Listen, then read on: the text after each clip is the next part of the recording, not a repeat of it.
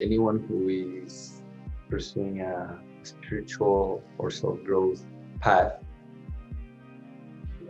what they're aiming towards is wholeness, right? Wholeness cannot happen if we're operating from a place of this or that. If it's this or that, there can't be integration, there can't be union, there can't be wholeness. It has to be this and that, right? Spirituality is not spirituality or the world. It has to be and the world. They are one. And that if you actually see yourself as someone that has the potential to create the reality he or she wants in their life, won't you want to create the most beautiful masterpiece while still keeping your inner joy and inner peace and excitement alive? Welcome to your awakening journey. Today's destinations include higher consciousness and actualized potential. If all ascenders could now please be seated in a comfortable meditative posture, we're about to ascend.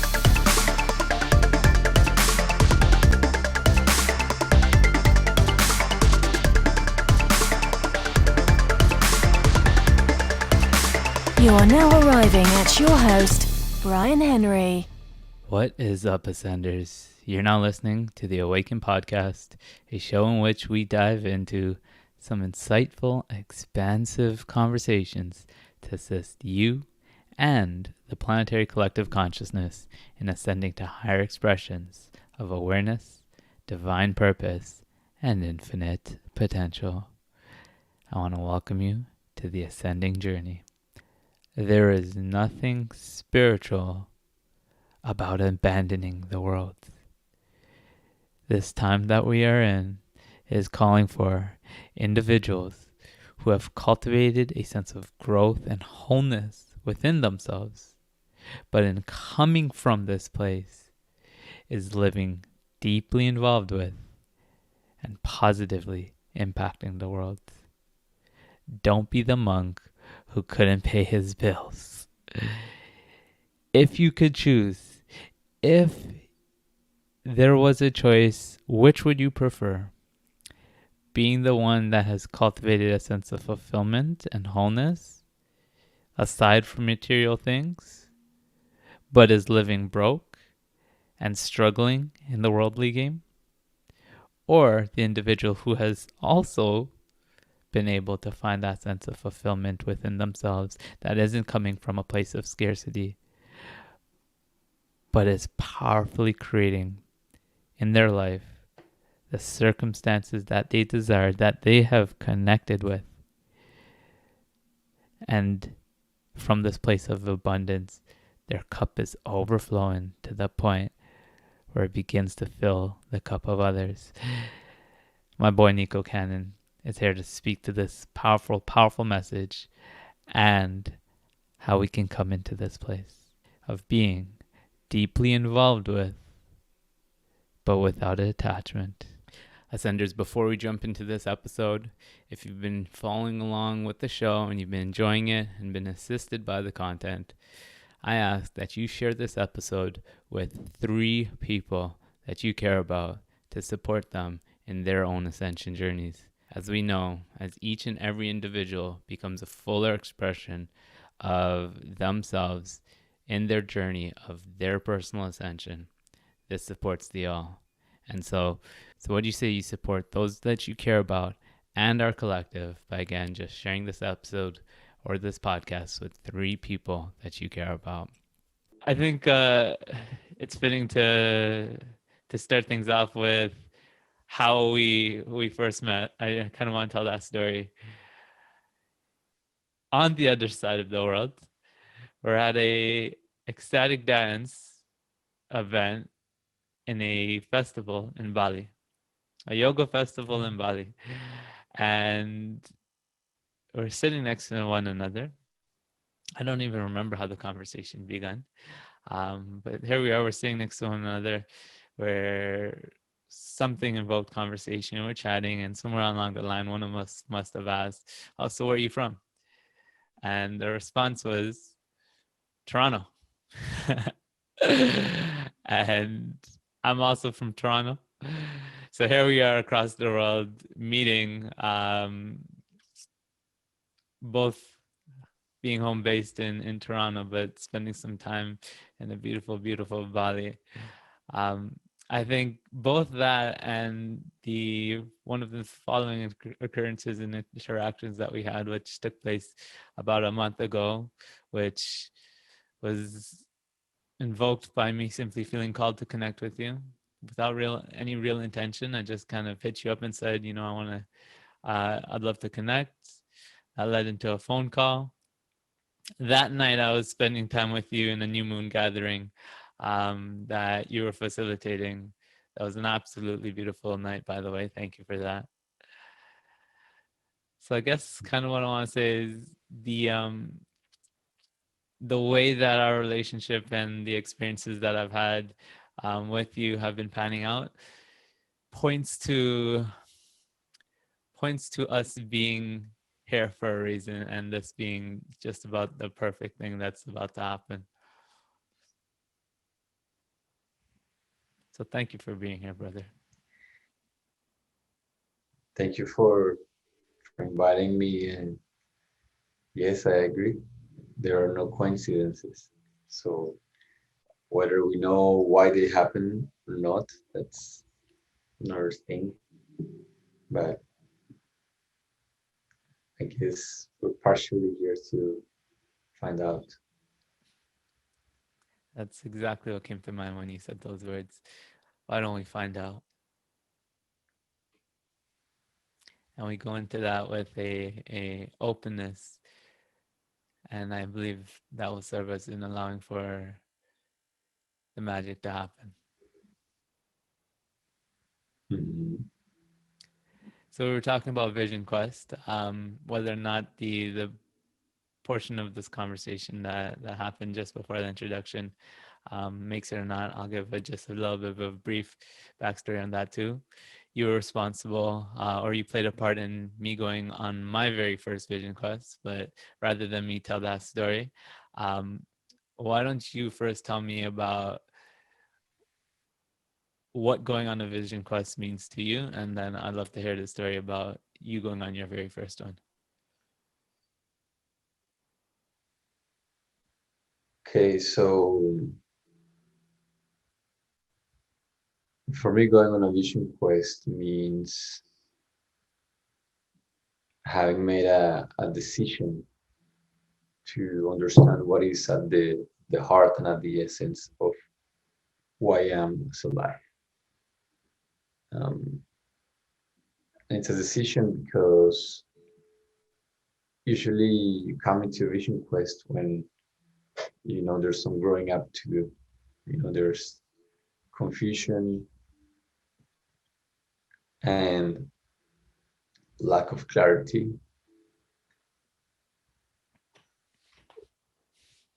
Because when we grow up, especially as men, we grow up with a lot of different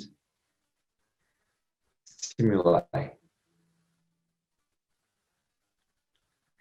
with a lot of different ideas and assumptions on what it means to be a man, what it means to from a place of purpose, right? We're inundated with ideas of what success looks like in finances, in love, in personal life.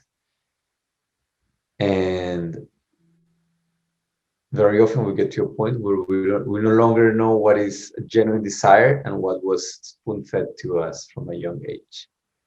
And this causes a lot of chaos. In my personal experience, I was at a point where I was very confused about my life, about the choices of relationships that I had made, about the path that I was going into. And one thing was certain, and it was that I thought it's very difficult to trust someone that you don't spend any time with. Very difficult to fall in love with them because you don't see them too often, right? You may have there may be love there just as a general quality, but the depth of that love cannot be nurtured if you don't spend time with that person. One day I was sitting with that and I just realized, or I asked myself the question, how much time have I spent with myself? Like actually with myself, not watching a movie, not going for a walk necessarily, not playing an instrument, not journaling, because these were activities that took away a little bit of the attention from myself. Ask myself, how much time have I spent just being without having to fill in the space with anything? And I realized that it was close to zero. Right? I did not have a meditation practice. I did not have anything that any any tool that I constantly use to nurture that relationship. And then to me, it seemed really obvious that wow, okay, no wonder I feel so disconnected.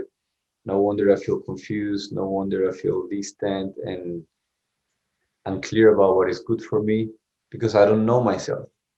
How can I know myself if I've spent most of my time in connection with other people, in relationship to an activity, and not so much just with who I am as a life. So that's what it means for me to go on a vision quest is to make the decision to connect with this in a deeper way, right? Free of distractions, free from having anything to do, whether that is being with people, eating, even journaling is not it's not advised most of the time. So the meaning is that is understanding. Wow, I've lost connection with myself at some point, so I'm gonna go and rekindle that and get in touch with what is essential, what is left of me when I'm in a place where there are no masks to carry and when there is nothing to do. Right? When the hamster wheel stops, what is left? Mm. Um, yeah. So that was the meaning that it had for me and the intention because Vision Quest, the Rites of Passage, that was used for a lot of um, cultures to bring boys into manhood. And I think it's super necessary and it's quite a shame that we have abandoned that because Vision Quest, in essence, forces you to make peace with the silence, with the moment in between achievements, in between action, um, which is the only real place where we can find fulfillment. And if we don't make peace with this empty space, we will be chasing fulfillment, validation, success, pleasure in a lot of other ways and feel very frustrated about it. Right? So I feel that a mind that can connect to this space and find himself and find beauty in it and find peace and love within it is no longer driven by lack or by discomfort, because now he doesn't have to fill in this empty space with something because it's too painful to just sit and be. Now he can sit and be very joyful, and then from that he can choose to go into action. And I think a guy who connects to that place becomes a man of impact, of positive, service-oriented impact. Mm. So ultimately, that's maybe more of the broad intention that cultures had for this process, right? Like let's have these young boys connected to what is essential, so that what they do as men comes from the right place. Mm. So there's two different things that you pointed to there that um, can in some ways sound like they're at odds with one another, but I personally don't think they are at all. And I also certainly agree that they're both things that can come from taking this moment to reconnect with oneself. The two different things that came up that stood out to me is one, it's a process that can help someone connect to their truest desires, what it is that they truly want for themselves in their experience, um, beyond the distortions of ideas that they may have adopted from others, right? The difference tuning into the difference between what I want for me and what I think I want for me based on the experiences that I've had with other people or what I've been told.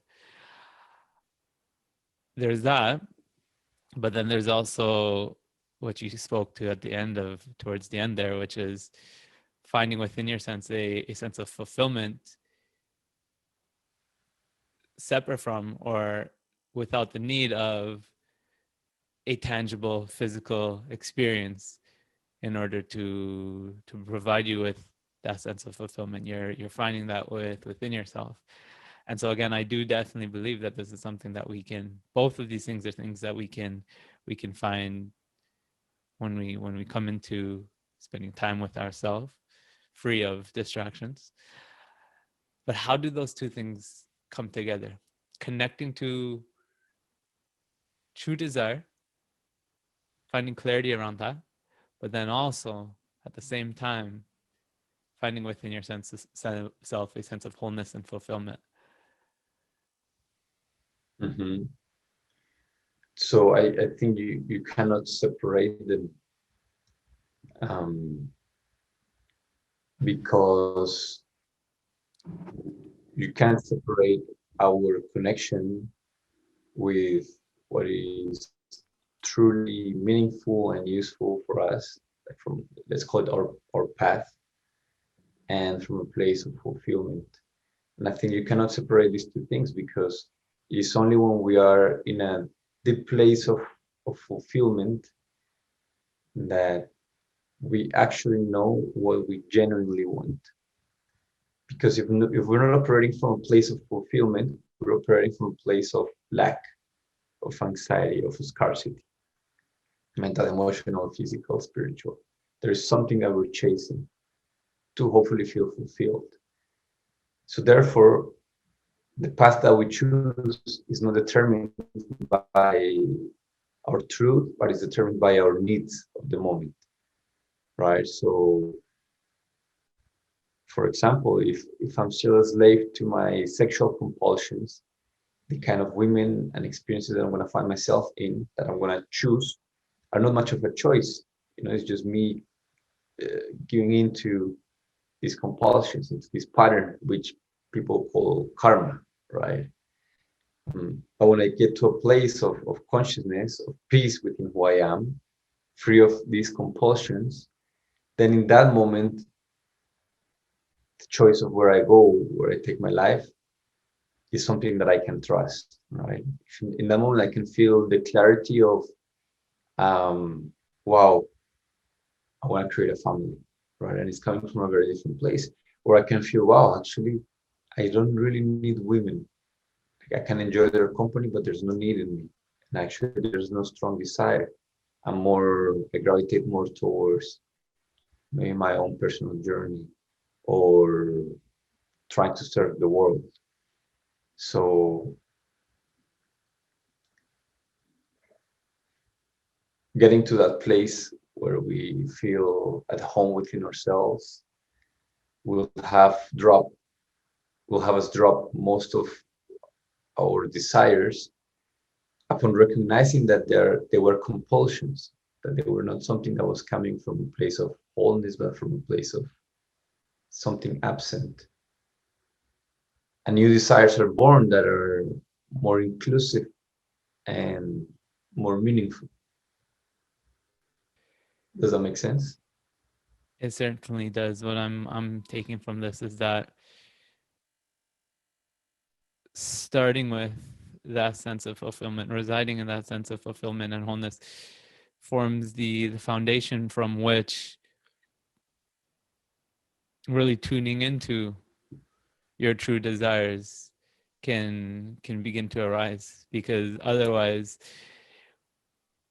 you may be deceived in thinking there's something that is wanted, but essentially that wanting is coming from a place of filling a gap, a need, the sense of need, the sense of scarcity.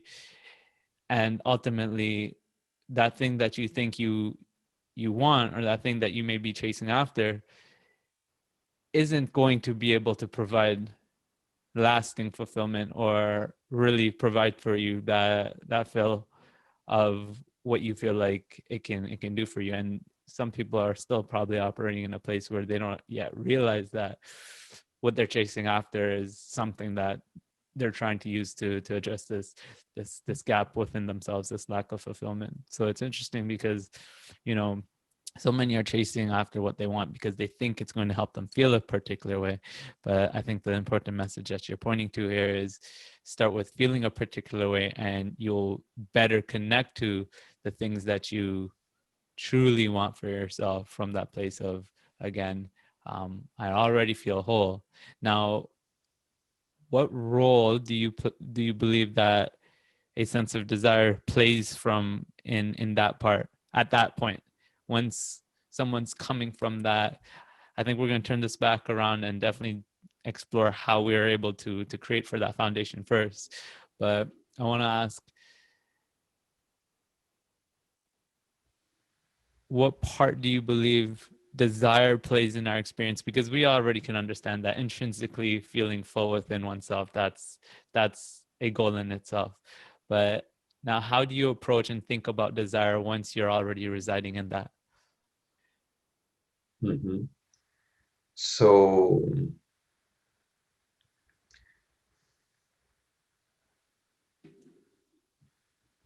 yeah, so to operate from a place of never-ending constant fulfillment and bliss, I think that's a lifelong journey for most of us because we're very conditioned in many ways. However, my experience is that the more that I am full within myself, what once used to be a desire becomes a preference. And this is a very subtle shift, but that has very big consequences. Because desire has this, I need to have like this attachment to it. Right? I really want this. Um, and I think that that can be fine if it fuels you. But for most people, desire cannot go without suffering. For most of us, we enjoy something and we really want it, and if we don't have it, then it's painful because we really desire this person, this experience, this accomplishment. Um, I found that when I'm happy inside myself, I know that no matter what I do externally, not gonna take away from that, but it might amplify it, or it might help me share that which is already inside. So therefore, desiring becomes more of a preference, right? Like I would prefer if I could work with more people and serve the world at a larger scale. That would be great. And I'll do everything I can to make that happen. And I'm 100% okay if it doesn't happen while I'm alive, Mm-hmm. right? Which is, I would say, this is the difference of, imagine you're playing soccer, and um, I think when we're kids, we play with full involvement, like we're playing to win. We're gonna do everything we can to score against the other team and to win the game. But whether we win or we lose, we're okay. We won, okay, yeah, we celebrate. We lost, all right. And then we're still friends with everybody involved. And then we just had a great time. So I think that is the quality that personally I'm reaching for. And is that, can I play with full involvement and aiming to win? It's not okay, I don't have desire, so I have no interest. Because a lot of people in the spiritual communities, they bypass life. So in the name of, oh, I'm beyond that. I dropped all my desire. So I'm just gonna sit here, meditate, and sing songs, and that's my life. And very often that comes more from people that are incapable of doing anything with their life. So if you're incapable of actually doing something because you lack the skill, the drive, the passion, it's not that you're more evolved than that. It's just that you have deluded yourself, right? If I'm terrible with women, it's easier for me to tell myself, oh, you know what? Actually, I don't want women. than to face the truth that, hey, actually, I am very shy. I'm very self-conscious. I don't know what to say. I feel very vulnerable. It makes me uncomfortable. So in the spiritual communities, there's a lot of bypassing. Um, and I think the people, well, if we look at the people that have been the biggest spiritual teachers, um, they've all had great impact.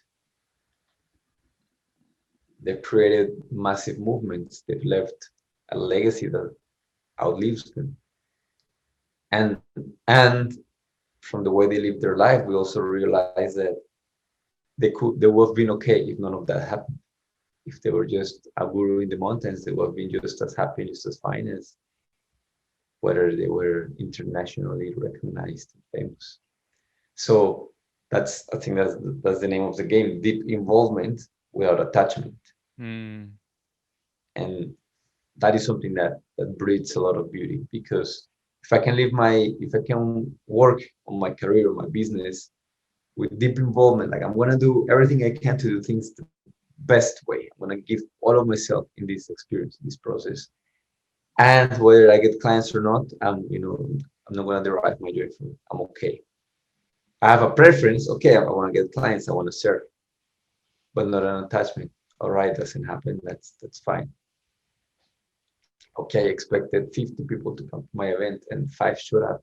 All right, no big deal. Um, if I can play like that, it's going to be a game that's going to be very enjoyable. Same in relationships. If in relationships we suffer because we we're afraid of losing ourselves, losing the other person, so we don't give all of us in the moment. We're not involved. We hold back a little bit because what if I lose? What if I put in too much? Right, like a gamble. What if I put all my chips on this relationship and it doesn't work out? And and that's living life with a level of involvement that is less than 100%. Mm-hmm. Our experience of it is also going to be less than 100% because we're not fully online. However, when I take the risk, life gets more exciting. Like when we're playing poker with friends, and you know we're not betting money, or maybe we're betting an amount that is just very small, just for fun. And then suddenly, that's when people take risks. Okay, I'm gonna put all in, and I'm gonna bet on this really bad um, set of cards that I got on my hand, and there's laughter, and there's people scream and grab their head. Oh, I just lost. And it makes the game more exciting, and whether you win or lose is not doesn't matter. Um, because the game is gonna be picked up, and then you're gonna go home at the end of the night. That's gonna happen to all of us. We're gonna die. So how we play the game is way more important than the outcome of it. Mm. Beautiful. I'm gonna pull out two statements there that deserve to be posted up on a wall somewhere. Um, you said the words deep involvement without attachment. That one I felt right there. And then what you just finished up with, how we play the game is more important than what comes from it. Um, both of those statements, of course, paralleling one another.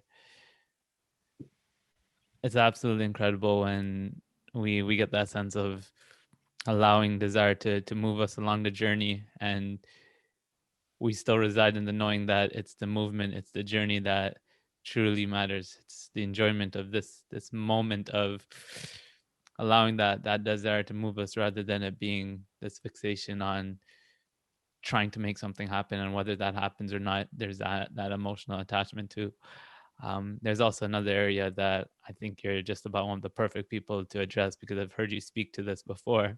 And synchronistically, I saw a post of yours yesterday on Instagram.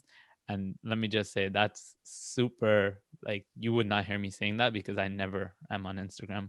I think I was posting a story, maybe. And you were right there at the top, which is also interesting because you know what? I'm not even going to try to explain it. Like you said, there are no coincidences. Um, But here I was reading your post, and you made this point that you made here today again, and I think it's something that we're being called to explore. It's that there's nothing spiritual about abandoning the world, I think, is actually the way that you described it. Um, there's those two extremes where people are so very caught up, fixated, and attached to their physical circumstances, and what's playing out in their physical life has them in chains, and how they feel in chains is so heavily attached to what's playing on their physical life. But then something I know that you've seen in some of the people that you've worked with, and in the spiritual community, and admittedly, something that I've definitely been too far off in the direction of, is this: I'm going to find peace here. I'm going to find peace here. I'm going to find peace here. I'm going to be in stillness. I'm going to clear my mind. I'm going to be whole and complete in my room, and I need nothing outside of me. And yes, still, I think, again, finding that sense of fulfillment and wholeness within oneself is certainly important. And but no part of this means that we abandon the world and our purpose for being here, or a purpose that we feel called to serve. So I guess what I'm really trying to get at is,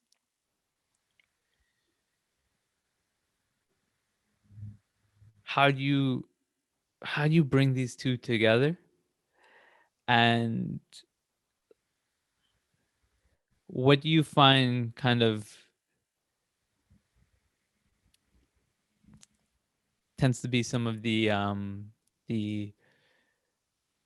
big factors or programs, ideas that gets in the way of being able to live with deep involvement and without attachment?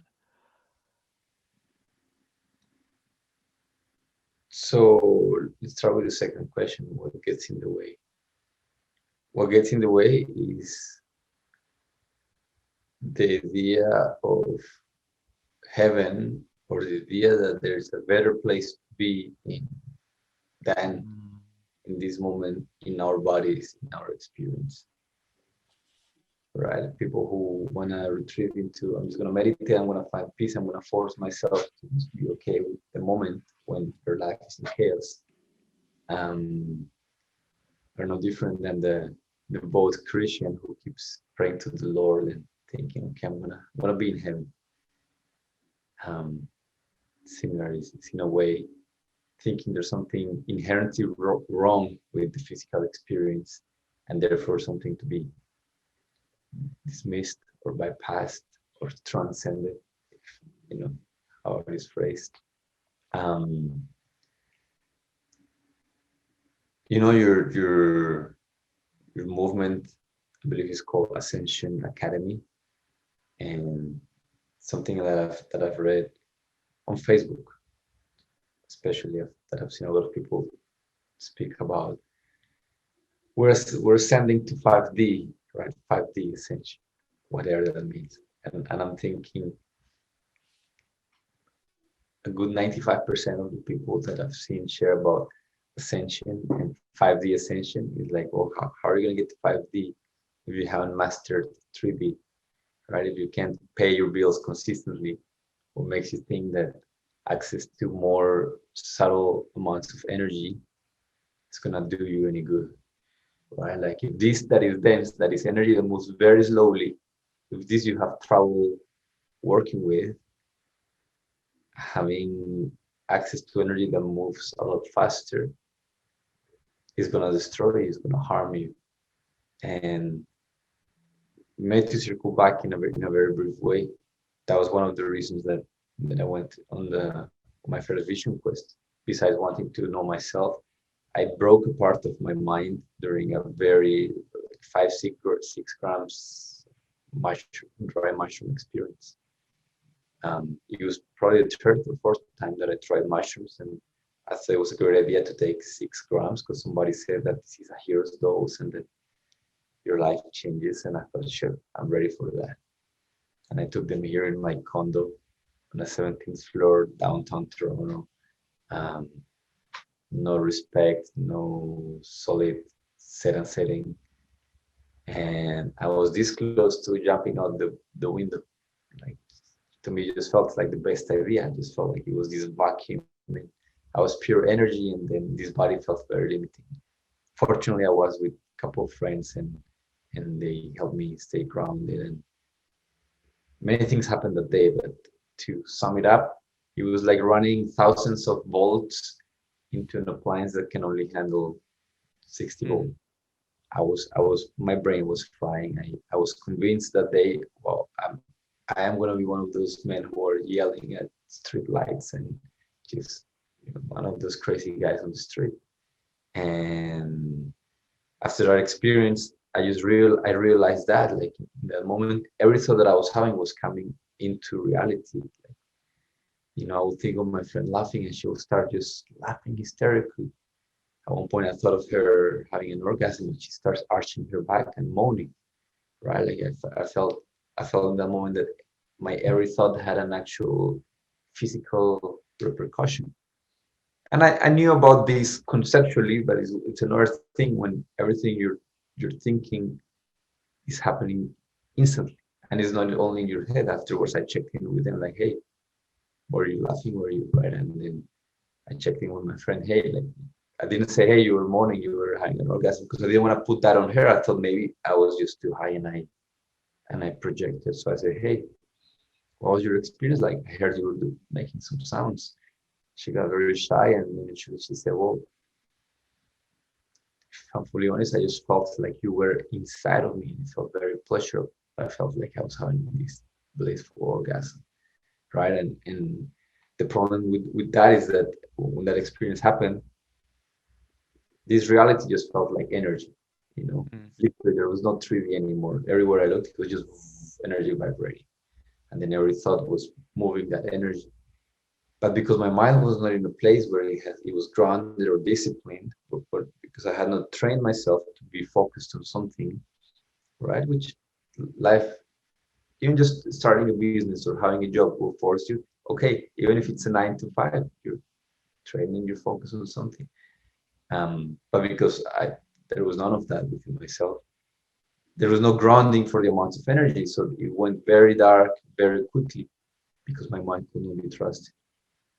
So after that, I spent a few months where I'll have these waves of anxiety and panic attacks, which I didn't know what anxiety was until that day. I had a hard time relating to people with anxiety because for my whole life, I thought, okay, you mean you're worried or you're stressed? I don't get what anxious means. But that day I was like in full-blown panic attack, anxiety, paranoia, schizophrenia. It was really bad. So after that, I had waves of that coming to my day-to-day, and I realized that something got out of place in my mind during that experience with psychedelics. So my vision for this journey was going to heal that, to release that, to ask for forgiveness for the earth, because I realized that this is something you don't play with, not so casually. Now back to your question. We want to learn to fly without knowing how to walk, right? Without shaking our wings first. And like if we generally, so I've had friends that have gone down that path, right? Like, oh, I'm too enlightened now to even care about the physical world. Oh, I just don't care about the money anymore. This is not for me. I'm just gonna meditate, and every one of them, if I sat in front of them and I asked them, okay, so you can create your own reality, yeah. So if you could, wouldn't you want to have it a little bit different, a little bit more comfortable, perhaps, a little bit more aligned, right? Because you think you're this eternal abundant being, but you're struggling to pay your rent. There's something is either you're not an eternal powerful being, or there's something in the way you're living that is not reflecting that, right? There's a dissonance there. My lived experience doesn't reflect what I think I know about who I am, either I'm not doing work that needs to reflect this, or my idea of who I think I am is distorted. Does it make sense? Mm-hmm. Um, yeah, and essentially, it's if this is my personal experience, the deeper my own process goes, the more I understand myself and the more I understand life, which means that I become more effective at connecting with people, having relationships that are beautiful and healthy, and knowing when, where, and how I can serve other people, right? So if I see life in a way that is more clear, it's inevitable for me to make more money, to have more impact. I can't avoid it because suddenly I'm going to take the right actions. For sure, maybe I don't need to stress as much as the guy who is grinding and hustling. But inevitably, just the fact that am more connected to myself, it's gonna mean that I'm more connected to other people, which most of the time means that I'm gonna feel their pain, right? So I have more compassion. And if I have more compassion for this person in front of me, and I have found a way to heal that within myself, the natural tendency of a human being is to care and to want to extend the opportunity for a solution, right? And sometimes this opportunity for a solution can become something that benefits everyone involved. Mm-hmm.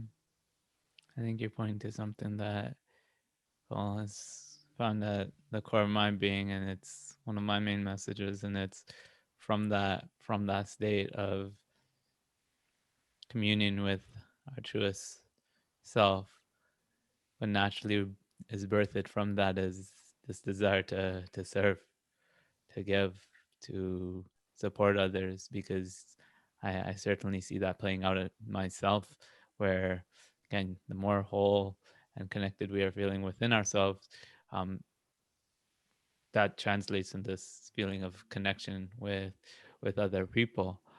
Um, and then from there becomes this natural desire to want to support others into the same sense of joy and fulfillment that you've found, right? It's like, again, it comes naturally.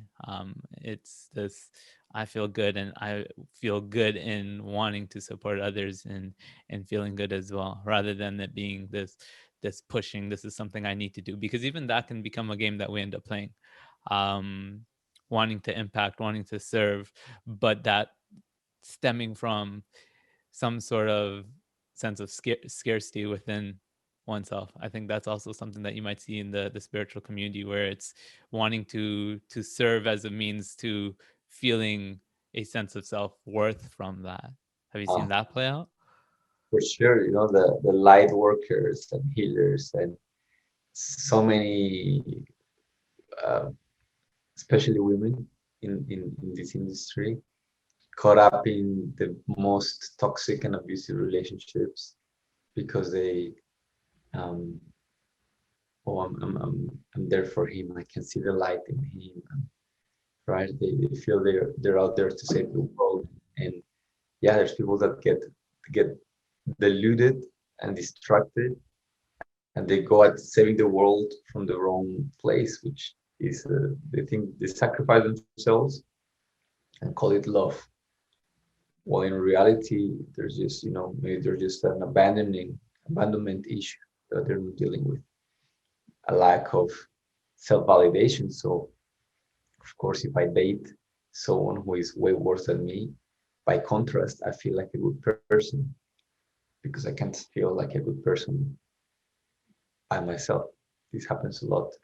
If I think the world is inherently broken and I'm out there to fix it, that makes me the savior, right? There's like a subtle ego play that can happen on a powerful, embodied, mystical, light worker, leader. I don't know. There's all these titles that people give to themselves, um, that sometimes have more to do with how they want to be perceived than with Mm-hmm. real depth of impact that they actually have. A lot of times it's pretty meaningless. I mean, it's just someone traded the CEO or entrepreneur label by lightworker and healer, and it's just one more label that makes them feel good about themselves. By contrast, I think when people are starting from the right places, what you share, it's like imagine suddenly you have your own cup, right? And for whatever reason, it is overflowing. Like it's overflowing to the point that it's spilling all over you. And you look around, and people's cups are empty. You know, people are trying to drag whatever they can from their empty cup, but yours is overflowing so much, and you see people dying of thirst. The natural, like, you don't even have to think about it. This is like, this is spilling all over, so just let me pour it. Mm-hmm. Which is what happens when someone has actually done the work. Is that, hey, I feel so good, and I see that the world is in so much pain that I can't help myself but trying to support some of that. Not because it's wrong, not because I'm attached to it, not because it hurts me, but because if it's possible, why not contribute to that, right? It just seems like the most natural thing to do from there. Yeah, yeah, and it has nothing to do with, your cup is overflowing, so you're just looking for someone to take that instead of that just spilling on the floor. Not, you don't want for people to say, wow, you have a beautiful cup, wow, you have so much water in your cup, wow, like, you don't care about that. It's meaningless. It's right. um yeah, I found the more that we care about praise from others, also the heavier that judgment hits us, because then our identity tied to that. And that's usually how you recognize someone who's operating from the wrong kind of place.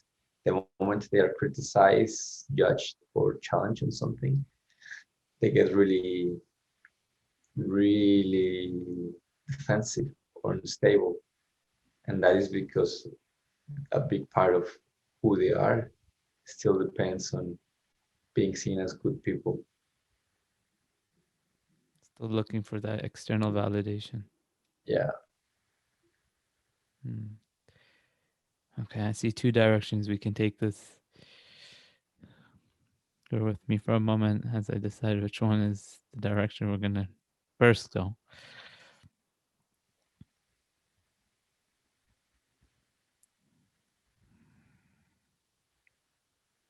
Okay. You, my friend, I absolutely love how I've heard you speak to relationships in the past. I know supporting people in building healthy relationships is something that you feel called to do, and you have a great ability for doing, from what I've heard you share. I think this is a good segue into that.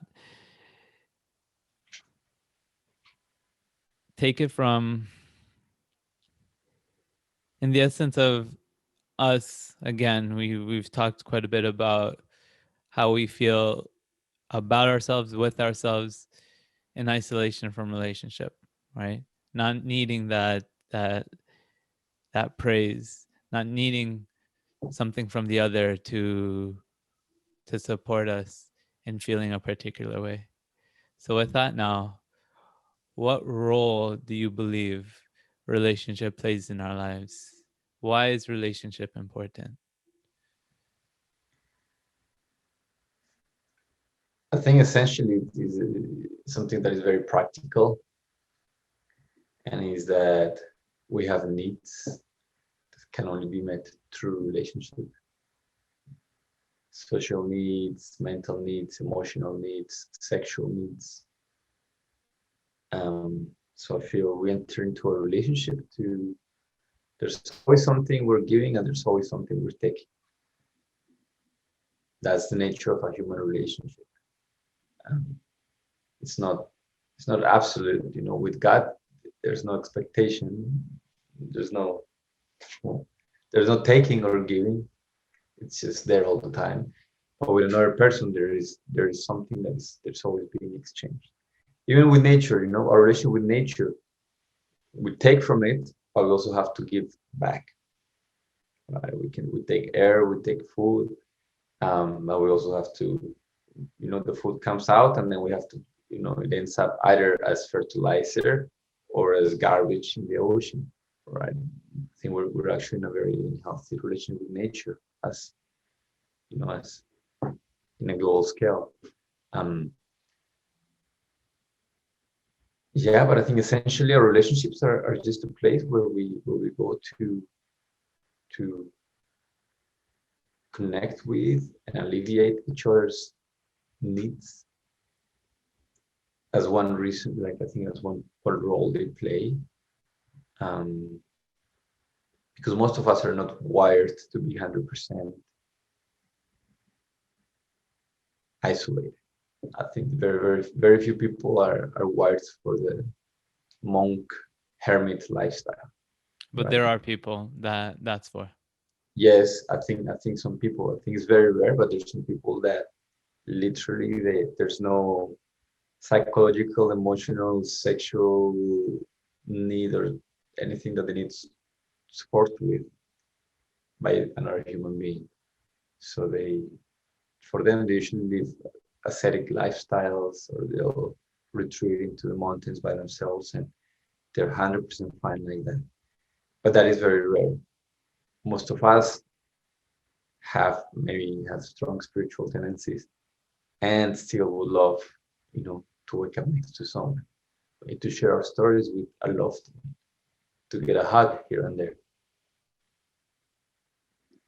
So there's nothing wrong with that. I think there's a lot of beautiful things to be experienced through relationship.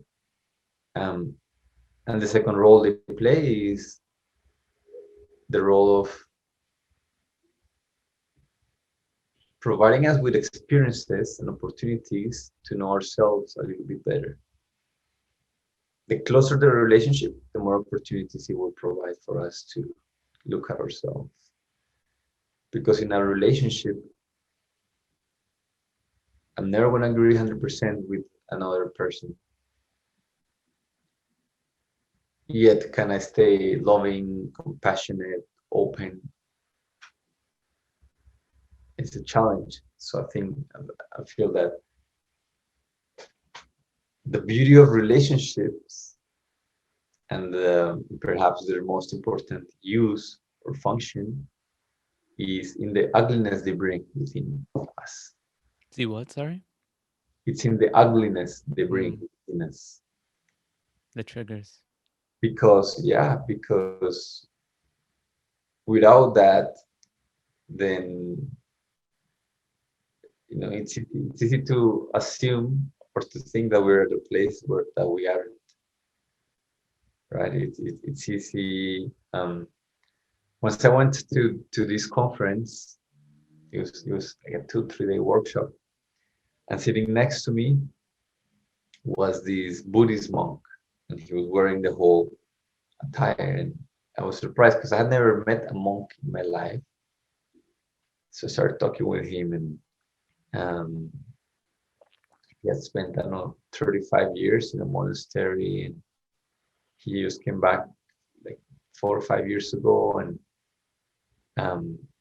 and I talked with him, and the more I talked with him, the more I realized, wow, like this guy, he's not in his heart, he's really in his head. Like he's not what I imagine a monk will feel like, which is grounded, stable.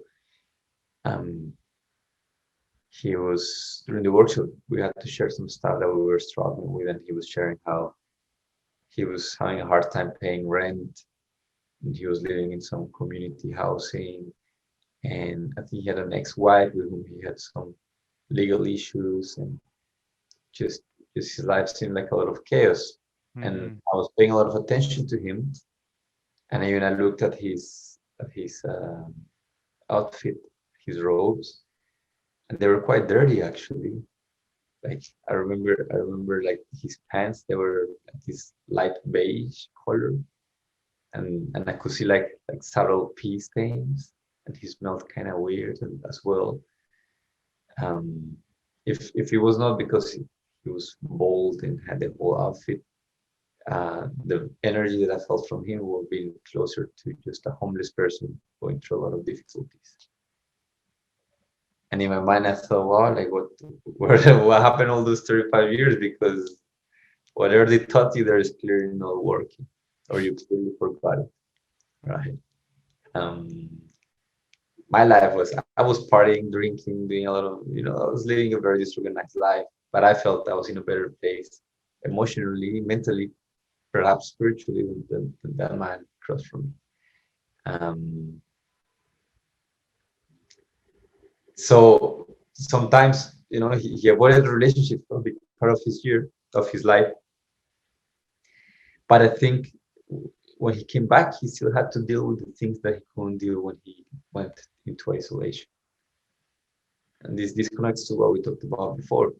Like he tried to bypass the whole working with the work kind of thing.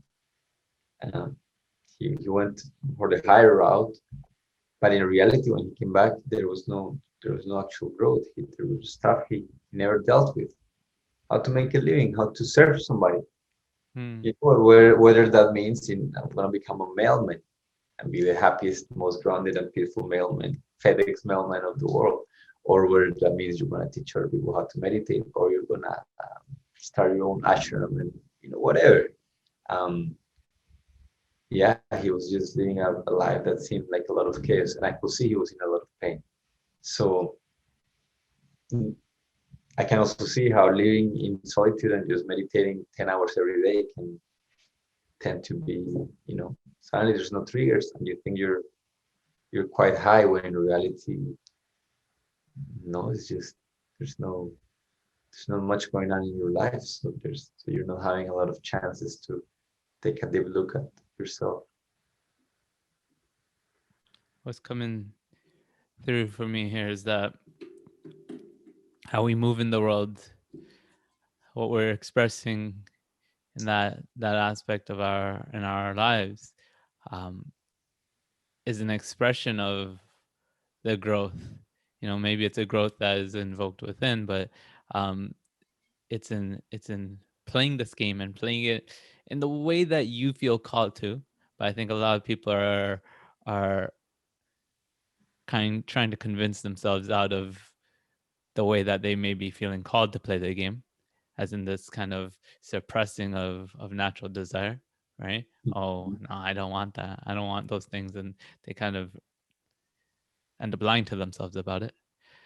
But again, what I'm really seeing here is this way that we go about playing this game, the worldly game even, is an expression of, it becomes a way that we can express who we are and all the growth that's taking place within ourselves. And I know we kind of went into the direction of talking about it in the context of relationships, but I think we're tying it all together here, that there's still something very important to be said about learning to play this game and playing it well.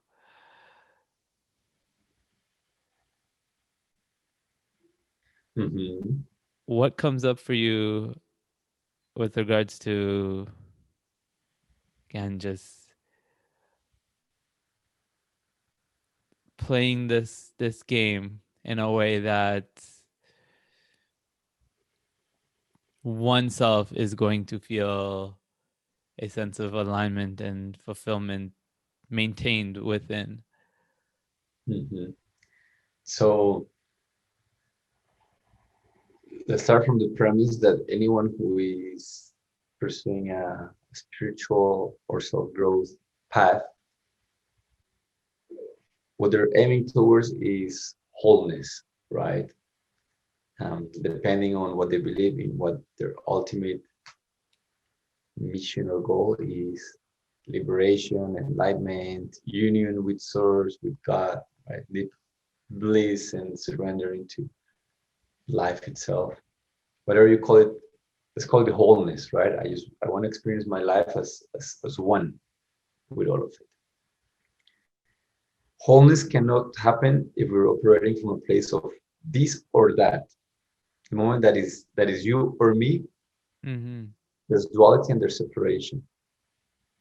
And that's beautiful, right? That allows us to have this conversation, for me to learn from you, for you to learn from me. But if it's this or that, there can't be integration, there can't be unity, there can't be wholeness. It has to be this and that, right? Spirituality is not spirituality or the world. It has to be and the world. It cannot be just my mind or the mind or the body. Like they have to go together. So if any person that is curious about how can I bring alignment into my world day-to-day life and my spiritual life, is realizing that they are one, and that if you actually see yourself as someone that has the potential to create the reality he or she wants in their life, won't you want to create the most beautiful masterpiece while still keeping your inner joy and inner peace and excitement alive, right? Because you have two options at the end of the day. You can be blissful and happy and full of love and struggle to pay rent. That's a choice, and maybe impact your 5 or 10 neighbors. You can also be blissful and happy and full of love and live a life that is very abundant. Choice, in wealth, in relationships, and because of that, impact more people. Right? You can have both. The quality of experience from both is the same, right? If you're actually in a solid place, then you're not gonna care whether you're living on the streets or whether you're a millionaire. But if you could choose, which one would you choose? Because it's not spirituality or the world. It's like, and anyways, you're living in it. How do you want to live? Right? And I think the deepest thing for people is if you actually experience and think that you are an extension of the source of creation, what makes you think you cannot create life on your terms? Or do you think that you can't and you're finding for ways to justify that?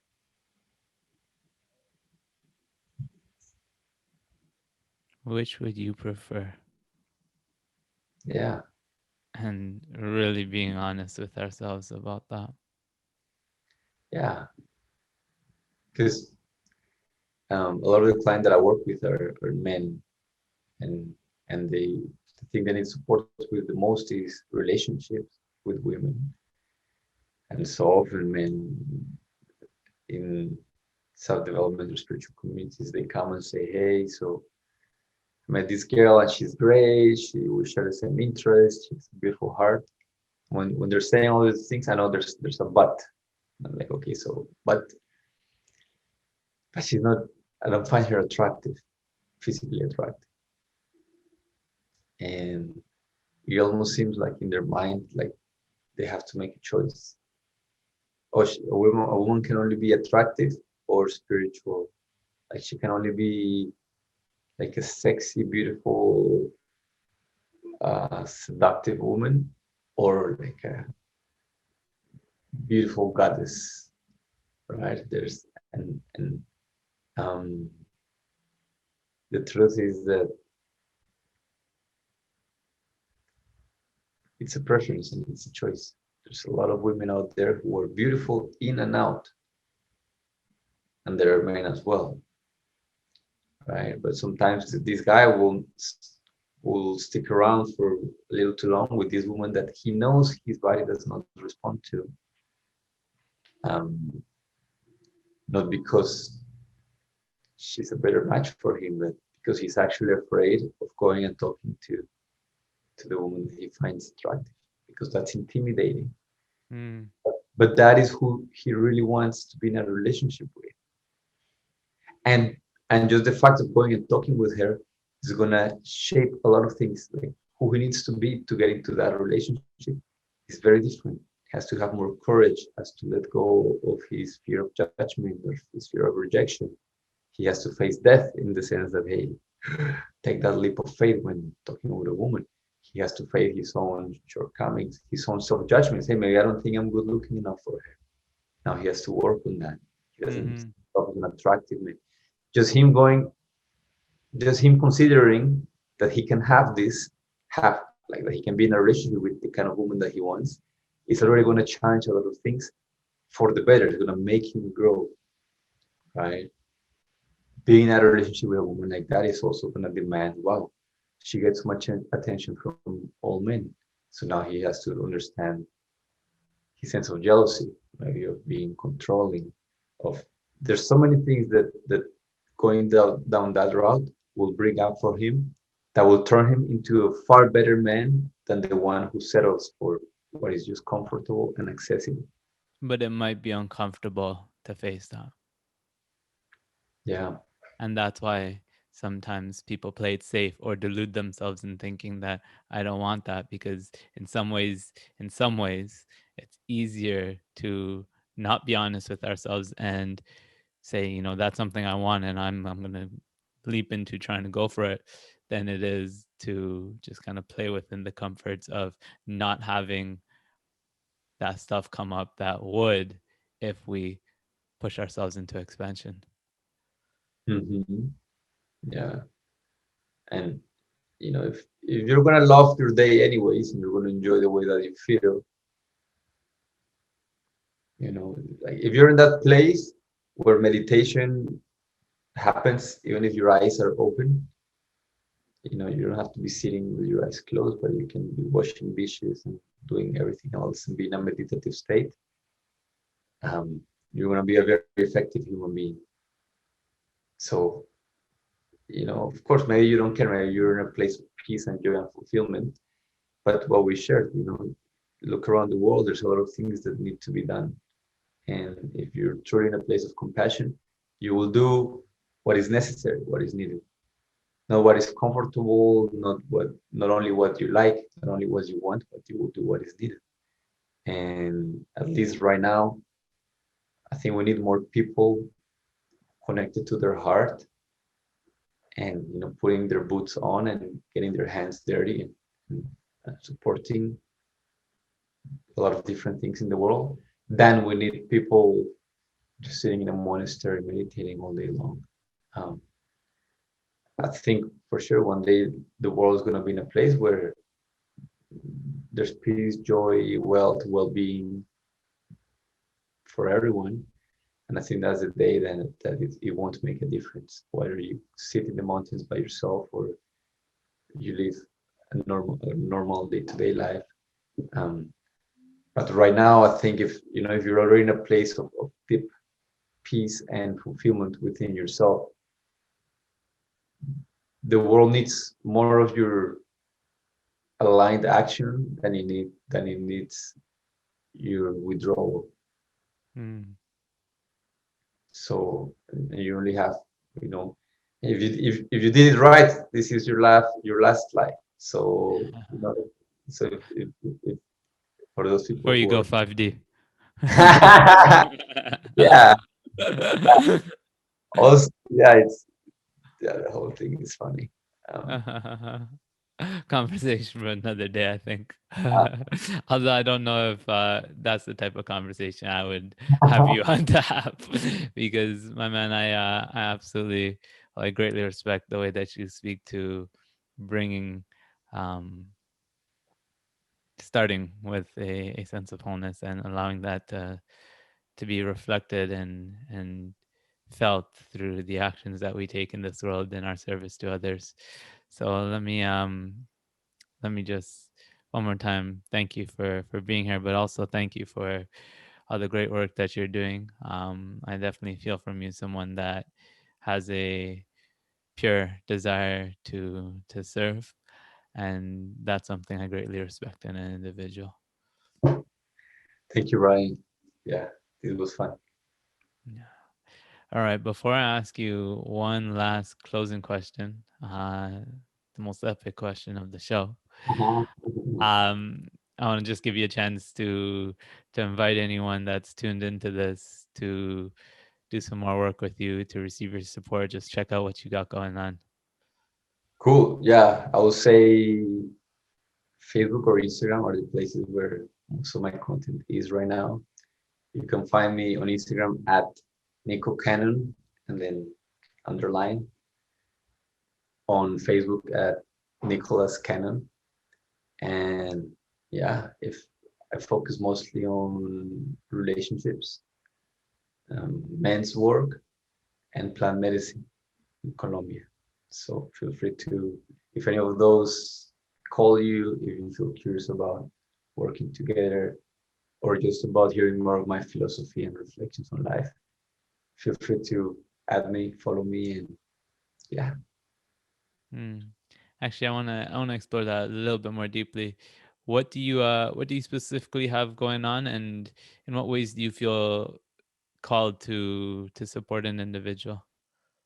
So right now, the what I'm focusing on is supporting men who have done a fair share of self growth, but are ready for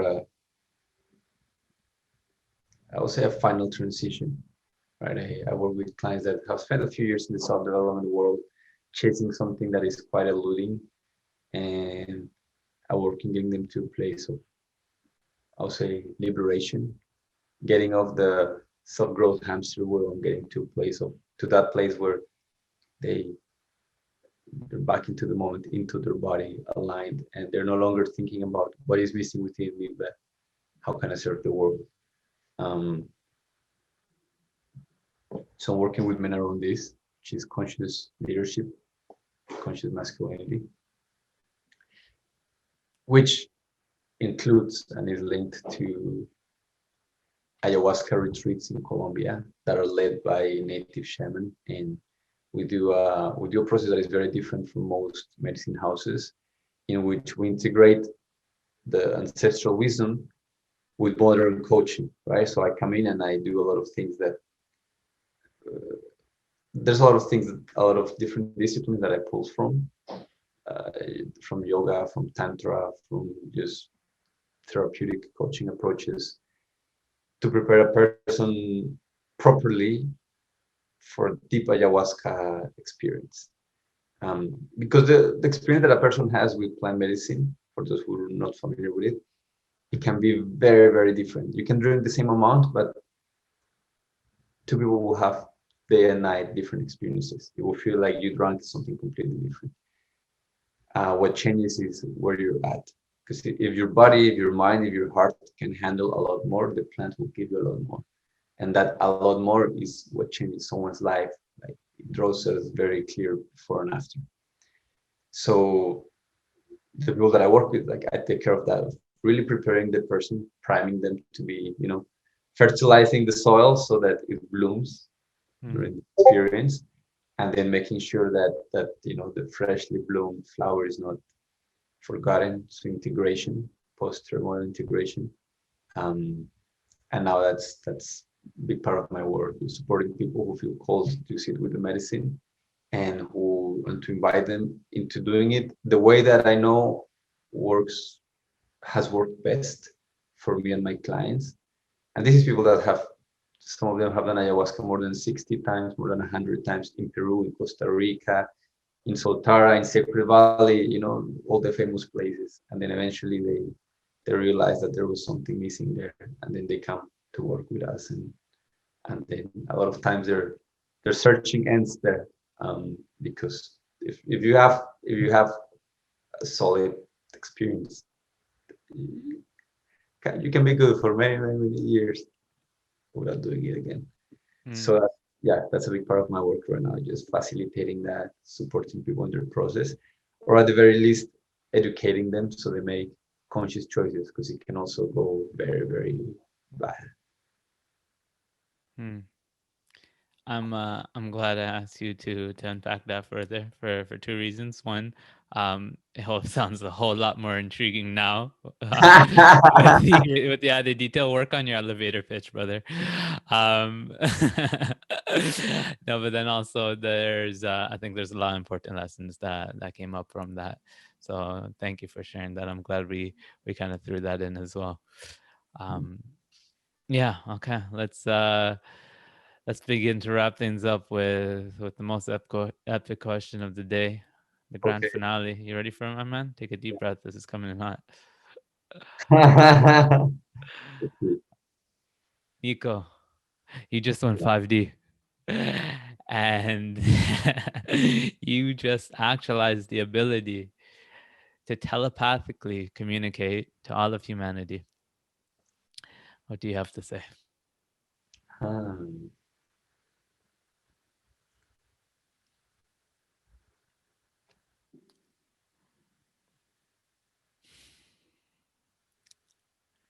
Yeah, this may sound cliche or simple, but how you say is just breathe. Like, for me, that one word, or it's a sentence on its own. Breathe it involves many things, right? It involves anchoring ourselves in the moment. It involves getting out of our head and into our bodies. It involves paying attention. It involves connecting the energetic with the more dense part. It involves the beginning of recalibration of our system, or a stabilization of our system, whether the person is going through a moment that is very pleasurable and consumed by the lust. To breathe creates a little bit of distance, or whether it's anxiety or something very difficult they're navigating. So for me, to breathe means to be in connection with life, right? If you stop breathing, you're dead. So I will say breathe, breathe with the way I will communicate it telepathically. It will be charged with the meaning that it has, right? Like fully breathing life, like, come home to this moment right now. And I feel that ultimately that's all we have, and that's all we have to do. We can, if we can do it more often, more and more through the day, then suddenly we realize that we're operating from a place that is very, very, very, the term very present is kind of silly, because it can be present or not present. I don't think there's gray, like, different extensions of how present we can be. Just if we're fully present, or maybe not so much. But yeah, breathe. Just breathe. Mm-hmm. All we have and all we have to do.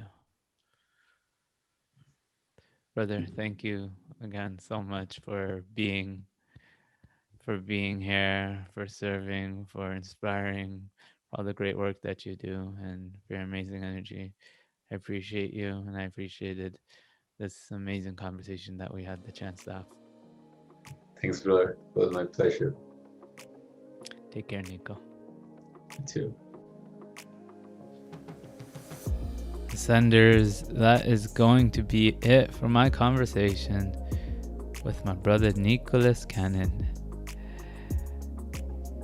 I do hope that this was able to ignite a little bit of a fire in you, a inspiration to both feel whole and fulfilled within yourself, and involved and impactful in this world, because it can be both.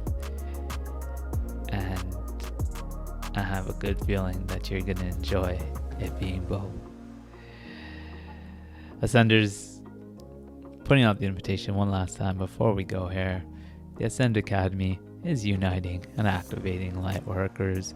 Those of you that have heard the call to be involved in this world and grow into your highest state. Well, these are a couple of the things that we support an individual in the Academy. We're bringing together the conscious leaders that wish to connect, wish to actualize their highest purpose and potential, and part of the process support each other in doing just that. You can head on over to academy.togetherweascend.com to learn more about all that we got going on and perhaps become our newest member. Ascenders, that is going to be it for this episode of the Awaken podcast. I want to thank you for tuning in, for being here at this time with us in our moment of ascension. So until next time, keep ascending.